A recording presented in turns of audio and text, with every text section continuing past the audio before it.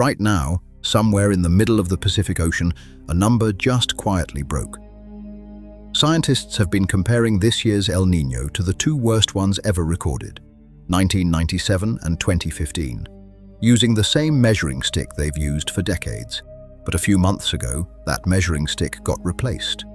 And when researchers ran this year's event through the new one, they found something nobody was fully prepared for. The comparison everyone's been making might be wrong. Not because the ocean is behaving differently, but because the ruler itself changed, and it's hiding just how much worse this actually is. By now you've probably heard that a super El Niño is forming in the Pacific. Sea surface temperatures have surged past the strong threshold in a matter of weeks, and forecasters are already comparing it to the two most destructive El Niño events in modern history. Both of those events reshaped weather on every continent.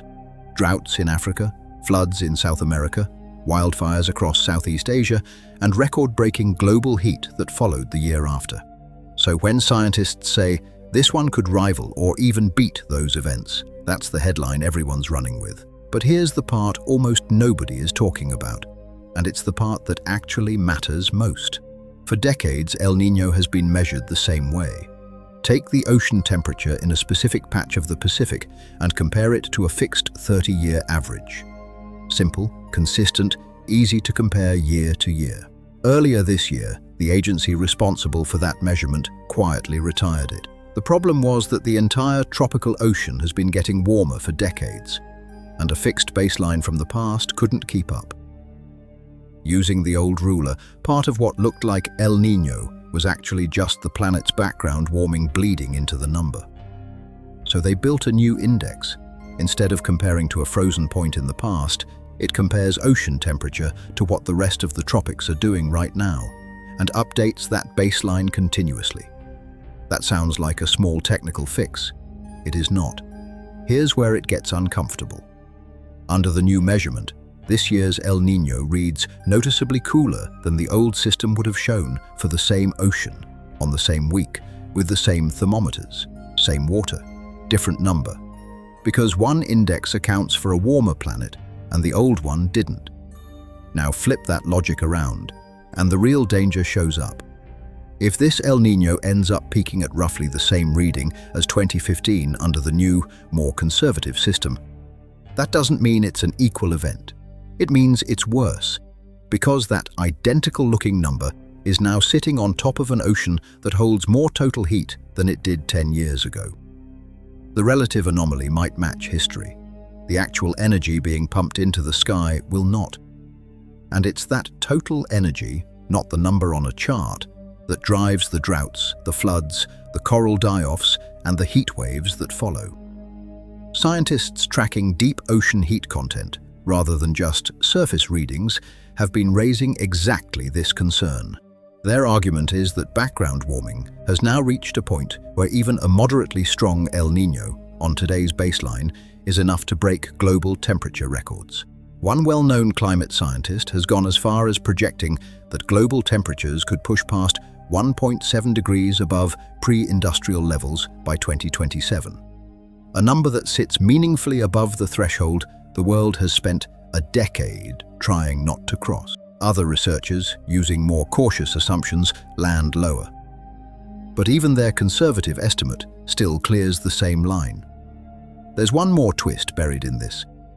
Some of the boldest comparisons circulating right now stack this event against something from 1877.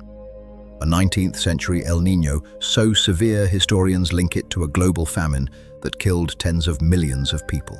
But there's a catch worth sitting with.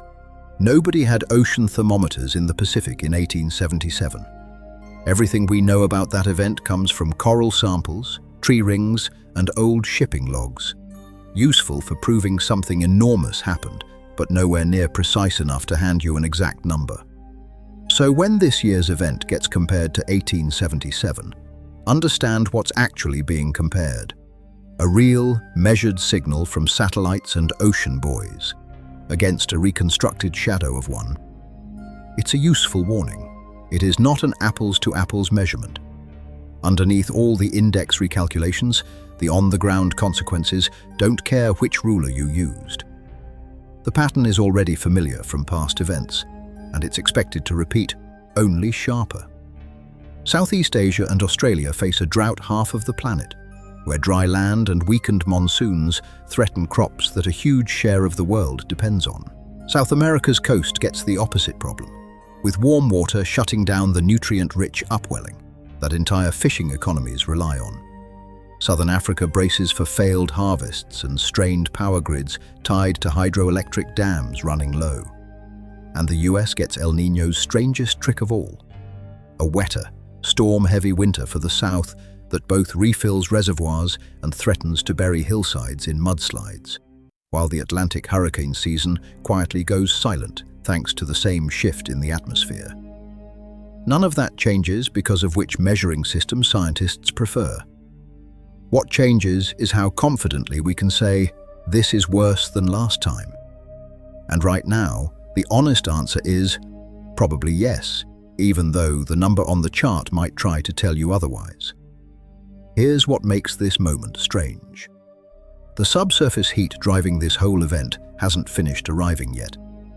The atmosphere is still catching up to what the ocean is doing, and there's a second climate pattern in the Indian Ocean that's forecast to swing into a reinforcing phase in the coming months. The same combination that, the last time it happened, helped fuel one of the worst fire and haze crises Southeast Asia has ever seen. So the real question isn't whether this El Niño is strong. Every model agrees on that already. The real question is whether we're even measuring strong correctly anymore, and whether the record books we keep comparing this event to were ever built for a planet this warm to begin with. If the ocean ends up proving the skeptics right, or proving Hansen right, we'll know within months, not years. Let me know down in the comments what you think this means for the year ahead. And if this kind of breakdown is useful, you know what to do.